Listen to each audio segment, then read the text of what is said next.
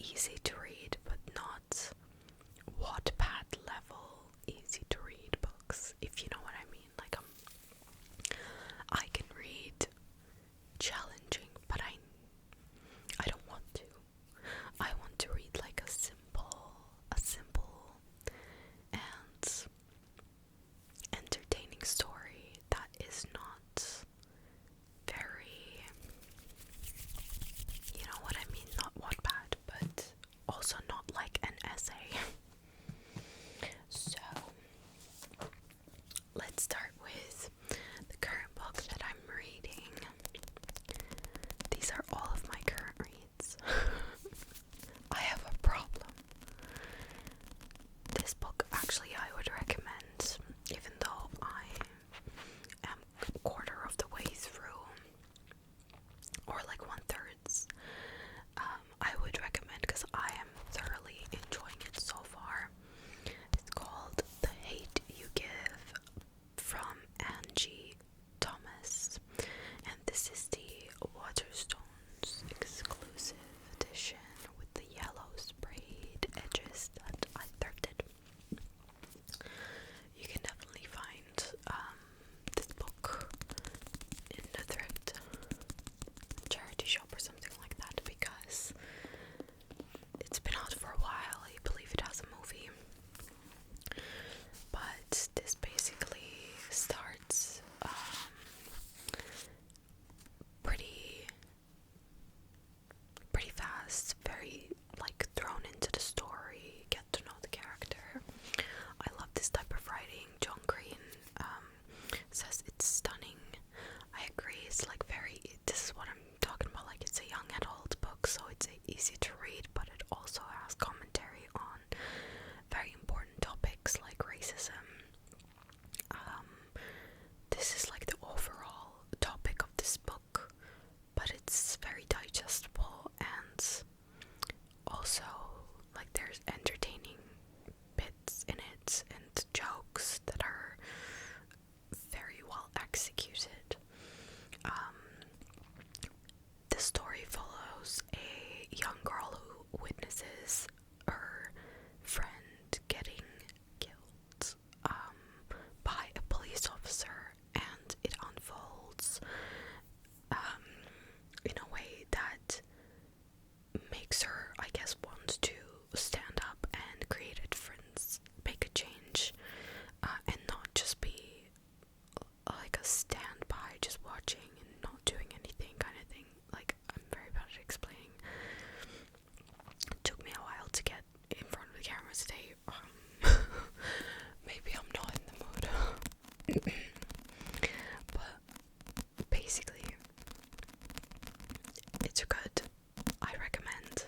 This is the type of book that I need to read like all the time. It's entertaining, easy to read, but it also has substance. Something's in my throat. This book is very different in terms of theme writing. This is a Suzanne Sontag collection of essays about feminism and women, as you can see from the title. This is called On Women. It's a very short read. I'm halfway through, and I've got a lovely bookmark from ASMR Freya. Freya sent me these bookmarks. Go check her out if you haven't seen her videos before. She makes a lot of book videos. This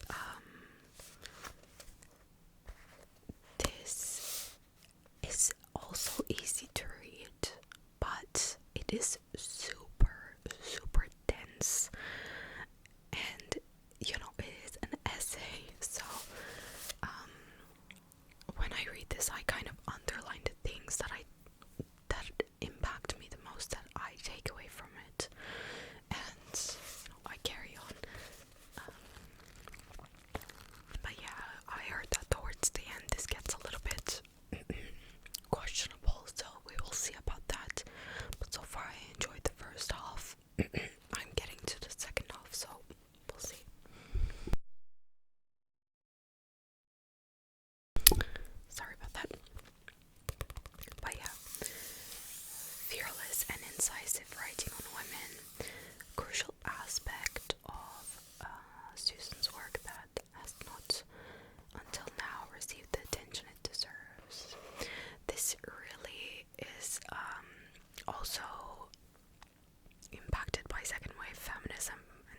was like written in the 1970s, so it is a bit dated, but I find that a lot of the themes still hold up and reflect in today's climate.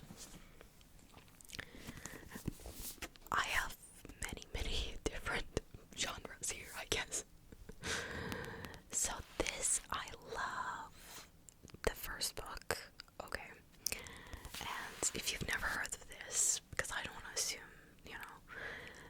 you know it, but the first one is called Six of Crows, and I believe the series before this book in the same universe as a Netflix show that unfortunately has been cancelled.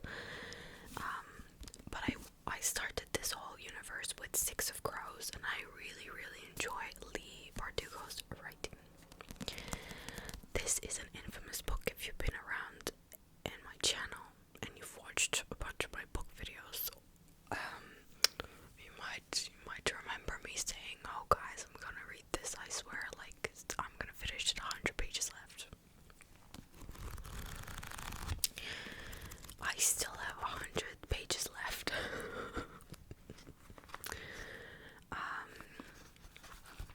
Yeah, this is my paper bookmark. Someone's email is on it, so I'm not gonna show you. But I'm at 400, so I literally have about exactly 100 pages. What is stopping me besides my procrastination? Who knows?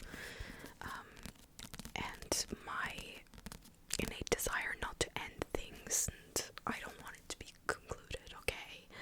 Everything that I finish ends up disappointing me, like The Walking Dead. It wasn't that disappointing, but I finished the show, by the way. If I haven't told you, if you haven't heard, I finished The Walking Dead. Finally. Finally. Wow, what a journey it has been. It has really made me like a character, like an infamously well known for how evil he is character. And me not trying to spoil, but like it's been out for years, guys. Catch up if I spoil anything. It has made me like the evil character, and I feel conflicted. But that's just like the point of the show, and that was very well done. A lot of things were very well done, but I don't know if I like how they left it off with so many questions, rather than just wrapping it up after 20 whatever seasons. And then there's a new series spin-off, of course, Daryl Dixon, the story of Carol, the book of Carol, or some shit like that.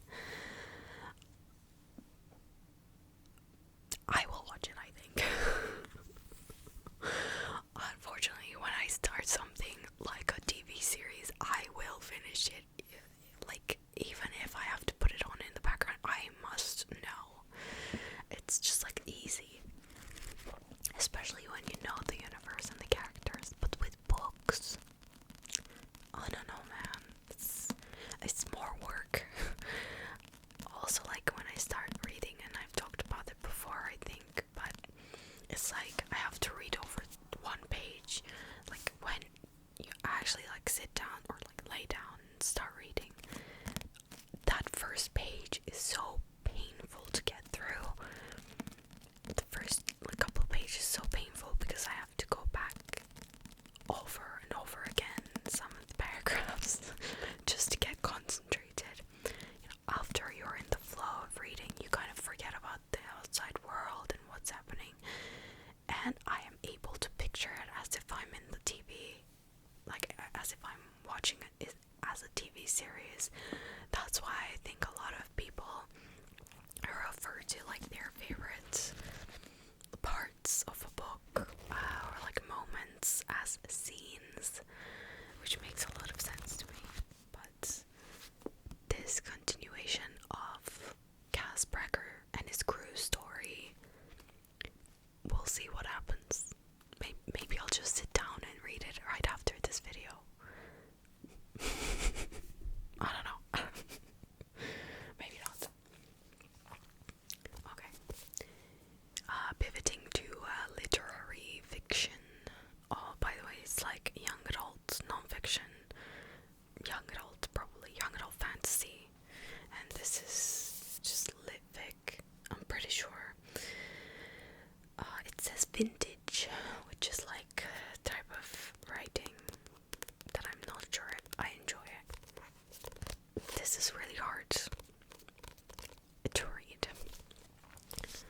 I find like this writer is very like you love it or you hate it kind of situation, I think, but Otessa Moshve. This is Eileen. It has a movie, limited series, something has been produced that you can watch it instead of reading. And maybe that is the way to go, because honestly, it's so hard to read because it's written in a way that it's like somebody on TikTok talking at 100 times speed in words. It's like there's no beginning, middle, and an end. There's like, she just keeps talking and talking and talking, and it's really confusing, and tiring to read. Not that like she's using super like complicated words. It's not like the vocabulary, it's the way that it's written. Like, I hope this doesn't have any weird stuff in it, but because Otessa puts a lot of messed up stuff in the books. So the paragraphs, look at it, like this whole page is like from, you know, it's usually a little bit more like broken apart, and it's really hard for me to concentrate on this, I guess. Oh my god, I cannot speak today. Another one of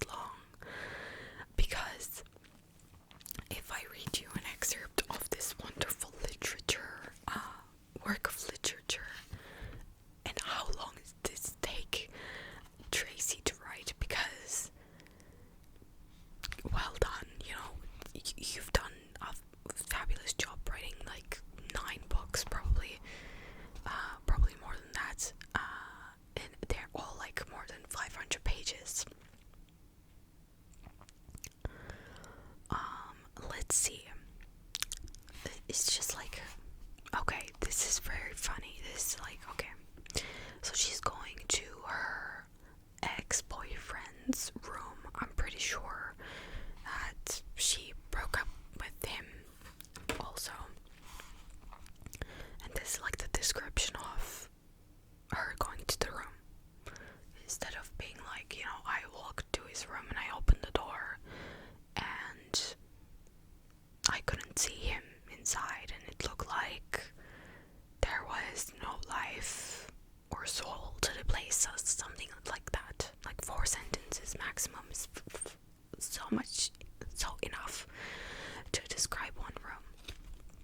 She says, Tracy says, I take a second to catch my breath before stepping into the antechamber of the tower, then stop dead as soon as I get my first real look at the room. It looks nothing, in italics, like it usually does. Normally, there's furniture arranged in an invitation. Okay, and shelves upon shelves of books and candles and other small knickknacks. Art hangs on the walls, while more books are stacked in piles around the room, and there's a cabinet full of granola bars, Pop-Tarts, and chocolate just for me. Okay. It's my favorite room in the castle, the place where I can just curl up with a snack and a book and the boy I love. What more does a girl need? But that tower room I loved so much, it's gone now, replaced with the doom and gloom to a degree I haven't seen since Leah tried to sacrifice me. Yeah, that's a whole story. But like, who the fuck cares about the cabinet full of granola bars and Pop-Tarts and crisps? Like, she's not done though. You think she's done? No. The books are gone, the furniture is gone, and the only art left, an original Monet, has a giant hole through the center of it. In a place of furniture is workout equipment. A boy is going through things if he throws out his furniture and gets workout equipment. Lots and lots and lots of workout equipment. The center of the room is dominated by a weightlifting bench with a lot of really heavy weights on the bar. In the corner hangs a very large punching bag that Jackson must use a lot, judging by how badly dented and crumbling the stone walls on either side of it are. There's also a heavy-duty treadmill against the wall and an exercise bike near the window. Did we need to know any of this information to further the story? No, she could have just said like worn exercise equipment or something, and we could have deduced that he used it. But she's not done yet. The room looks nothing like Jackson. How can a room look like a person? Nothing at all like him, and everything inside me trembles in horror as I look over this new setup. It's very crazy when people decide to exercise, I agree. I mean, it's not the new workout equipment itself that is so bad, although Jackson usually gets his works out from long runs in the wilderness. It's that this room, which had always seemed like a window into Jackson's soul, the Pop-Tarts, has been gutted. There is nothing left of the guy I fell in love with in here. Nothing left of who he is or what matters to him, and I hate it. I hate it. I hate it. I hate it. I must make a sound, or maybe Jackson just figures I should be here by now, but the door from his bedroom flies open. I get a quick glimpse through the open doorway before he shuts it again, and his bedroom looks as empty as this room does. No drum set in the corner, no stacks of books, nothing but his bed with its black sheets and duvet. I start to ask him what happened here, but then I realize he's carrying a duffel bag, and everything else flies out of my mind. Where are you going? I demand. I'm really sorry to put you through that, but this was just like 1 page of descriptive BS, and I cannot. So I'm in the middle of it, probably forever. Let's quickly wrap this video up by showing you the last